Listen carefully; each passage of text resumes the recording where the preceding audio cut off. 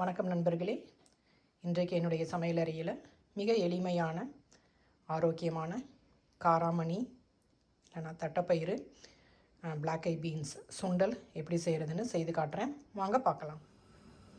1 cup தட்டைப்பயிறு, இந்த black ஐ beans அதை கழுவிட்டு நல்லா ஒரு 8 மணி நேரம் ஊற வச்சு எடுத்துக்கலாம். அதை தண்ணியை திரும்ப வடிகட்டிட்டு திரும்ப 1.5 கப்பு தண்ணி சேர்த்துருக்கேன். 1 டீஸ்பூன் உப்பு சேர்த்துருக்கேன்.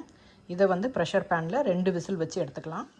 இப்போ நம்ம இஞ்சி ஒரு 5 கிராமு, ஒரு கொத்து கருவேப்பில்லை, அதே மாதிரி தேவையான அளவு மிளகாய் சேர்த்துக்கங்க உங்கள் காரத்துக்கு தகுந்த மாதிரி. இது காரமே இல்லை, அதனால் நான் ஒரு 7 மிளகாய் எடுத்திருக்கேன். இது பெருசு பெருசாக இருந்தாலும் காரம் கம்மி தான்.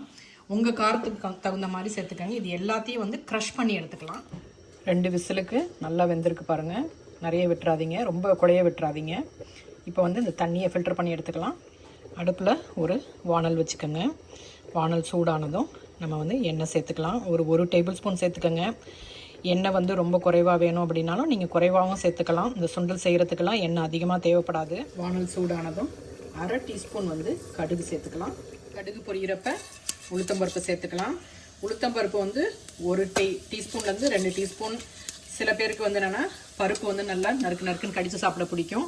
அதுக்கு தகுந்த மாதிரி சேர்த்துக்கோங்க. நம்ம நசுக்கி வச்சுருந்த இஞ்சி, கருவேப்பிலை, பச்சை மிளகாய் சேர்த்துக்கலாம். அது கூட கொஞ்சம் பெருங்காயத்தூள் சேர்த்துக்கோங்க. அது கூடவே தேங்காய், துருவின தேங்காய் ஒரு கை சேர்த்துக்கோங்க. லேசாக வதக்கின பிறகு நம்ம இந்த தட்டைப்பயிரையும் சேர்த்துக்கலாம். சேர்த்து ஒரு நிமிஷம் கிளறி விட்டிங்கன்னா போதும், சுண்டல் தயாராகிரும்.